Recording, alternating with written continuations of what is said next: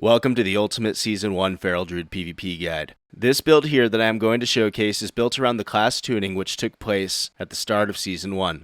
This is the all-in-one build for Feral Druids which brings significant damage and survivability. I am going to break this guide down into talents, opener rotation, gear, and end with some gameplay. Let's jump right into those talents. Alright, here are the talents that I choose to run for Season 1 of the War Within. I am a Wild Stalker Feral Druid. The Druid of the Claw was fun, but I feel like Ravage does not proc enough for my liking. It seems like Wild Stalker with the extra healing and the extra dot gives a lot of extra damage and survivability when playing in PvP. For this build, we do pick up Lunar Inspiration. Having the Moonfire is wonderful, especially because we don't have the reach with Astral Influence that we used to have in cat form. I also pick up Incarnation. The Incarnation is great for the extra stealth. And previous to Season 1 starting, we were running Saberjaws, but with the class tuning, we are leaning more into bleed damage, trying to get the rips on more targets, trying to produce as much bleed and dot damage as possible. It seems to be the gameplay style that a lot of Ferals are choosing to lean into right now. I do still go with Taste for Blood, Ferocious Bite damage increase right there, and an additional increase to the damage from Tiger's Fury. Wonderful. And then go with Berserk Frenzy, increasing the bleed damage further. And then, of course, we go with the Blood Talons. The Blood Talons have proven to be very useful in the preseason. In the season, it seems like that's just the go-to. I'm loving these Blood Talons. It seems so natural to me, having to do 3 different combo point generators. In the opener, it seems pretty fluid. And once you get the hang of it, it's so easy. And then just having the habit of keeping Blood Talons up during matches is just, it's so natural and it's easy to do. I do go with Adaptive Swarm. I do like having this. The increase to dot damage is very nice.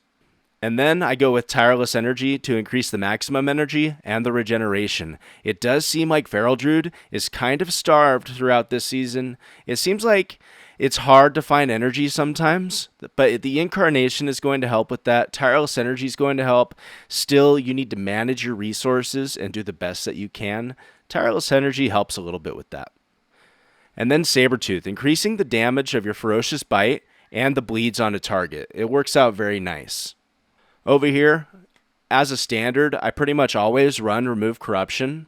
Nurturing Instinct is nice, increasing magical damage, which will be those Moonfires, and then the healing by 6%, not bad at all. And then Renewal. Renewal is just a nice heal, 30%. It really comes in clutch sometimes. And then Cyclone, I pick up most of the time. It's very nice, but you do want to be careful. You don't want to be using this when you're going to get interrupted. You don't want to keep trying to use it and waste all your time when you could be dealing damage or doing other CC, such as Ursul's Vortex. You could be doing an instant cast Entangling Roots, or if you choose to go with Mass Entanglement, that can be nice. Thick Hide, reducing the damage by 4%. Oak Skin, Survival Instincts, and Bark Skin, damage reduction by 10%. This is very nice, especially with Wild Stalker going with Flower Walk. This increases your movement speed and it gives you a heal when you use Bark Skin. I find myself using Bark Skin way more often. It's very nice. And Wild Stalker in general is very nice to have. You have Bloodseeker Vines that sprout up. They do a fair amount of damage. You have Implant, so whenever you use a Tiger's Fury, your next single target melee attack will sprout a Bloodseeker Vine, or if Tiger's Fury falls off, you get the Bloodseeker Vine as well. So you have 2 opportunities there, and you're going to be using Tiger's Fury often. This will increase your bleed damage, and it'll increase your healing. It's great. So let's talk a little about PvP talents before we move on to opener rotation, and then we're going to go on to gear and some gameplay. So I usually run Wicked Claws, which reduces 10% of all healing received by the target, and it stacks. You won't want to use this if you're running with something like a warrior or a hunter who has a MS ability. The MS effect is reduced, so I would go with something like Thorns in a melee situation. There's others that you can take as well. King of the Jungle, this build is reliant on rip damage, it seems. We're moving a little bit away from the Ferocious Bite that we had preseason, so something like King of the Jungle could be a nice pickup for you. Savage Momentum is nice, reducing the cooldown if you get a successful interrupt. And Ferocious Wound, when you attack with a 5 combo point Ferocious Bite, you get that maximum health reduction on the target, which stacks 2 times, so you can get up to 10% of maximum health reduced on a target. Keeping that up is nice. I do find that sometimes it's hard to produce or keep those 2 stacks on a target. I find myself starved for those 5 combo points, watching this Ferocious Wound effect kind of fade away, and then it's just lost. So this is nice to have.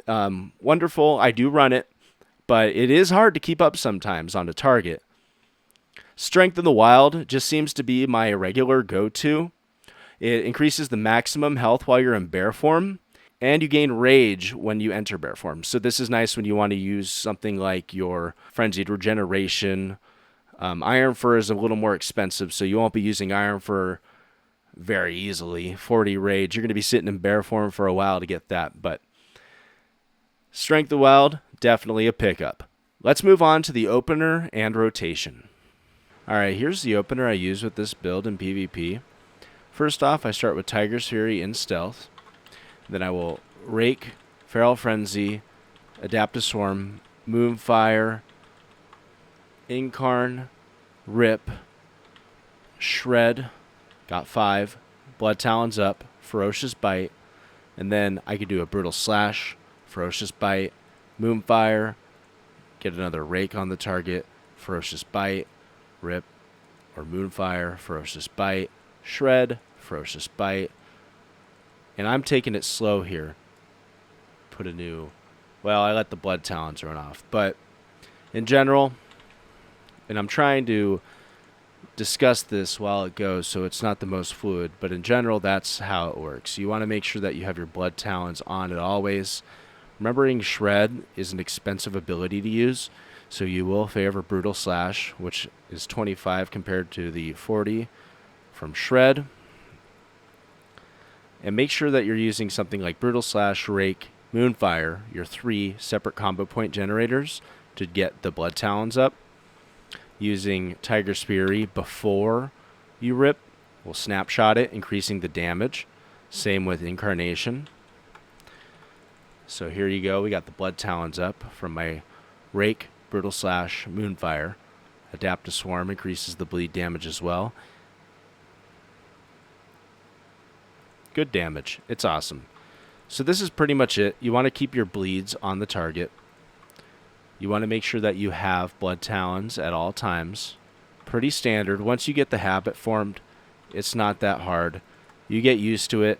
I've seen some people mention that they don't like the Blood Talons, but it's not that bad. Using Feral Frenzy helps a lot too with the energy starvation, and Feral Frenzy actually contributes to your Blood Talons. That's why in the opener I choose Rake, Feral Frenzy, and Moonfire. These 3 will trigger Blood Talons, and they all cost pretty low amount of energy. So Brutal Slash being the cheapest at 25, Rake at 35, Moonfire at 30, and Feral Frenzy at 25. So your 2 cheap ones are going to be Feral Frenzy and Brutal Slash. So you're going to be using Brutal Slash whenever you can. It does do a good amount of damage too. It's not bad. So yeah, ripping up. Adaptive Swarm's nice. Making sure you're doing all that good damage. Moonfiring when you can. And in general, kiting. You want to be kiting. You want to sit in bear form. And when you have free form up, the talent, you will be, or fluid form rather, you can Rake from bear and go straight into cat. Or mangle in cat and go straight into bear. Boom. And then bam. Boom. Yep. No global cooldown. Just remember that right there. Alright, so that's it for the opener and rotation. Pretty general stuff. At the end of the video, I will be doing some gameplay overview where I just talk about like 1 or 2 arena game and let you know what's going on. Break it down a little bit just so you have a little bit of that. I do arena reviews on my channel. I'm trying to make that a weekly thing where I break down 2 to 3, maybe 4 games a week. And I talk about mistakes made, or I talk about proper PvP mechanics. and how you guys, or myself included, can improve Feral Druid PvP. So look forward to that. Let's move on to a little bit of the gear. For gear this season, you will want full conquest as a standard, but as you fine-tune, opting for chest, gloves, legs, and shoulder tier, focus on picking up gear with the stats versatility and mastery. For crafted gear, go ahead and pick up bracers, boots, and belt with versatility and mastery. For gems, I do opt for versatility and mastery combo. This is a good choice.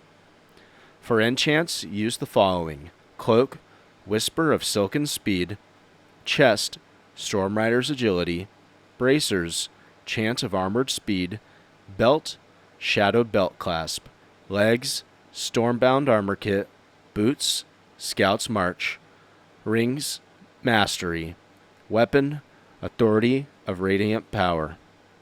Now, let's check out some gameplay. Alright, so I got a Feral Druid and a Ret versus a DK and a Warrior. I'm going in on this DK with the Tiger's Fury Rake, Moonfire, Feral Frenzy, Berserk Incarn, Adapt to Swarm Rip, Shred, and a Bite. And this guy's going down. I go straight into Bear after that Bite. I'm just going to wait it out, sit here for a minute. Showcases just how much damage these guys do. I'm at top of the damage, that guy's dead, and we're just going to get this Warrior now. I hope you guys enjoyed this guide. I will be doing arena review videos in the future, so if you like that, subscribe. Hopefully I could teach you some mechanics and PvP stuff, so I'm looking forward to this season. I hope you are too.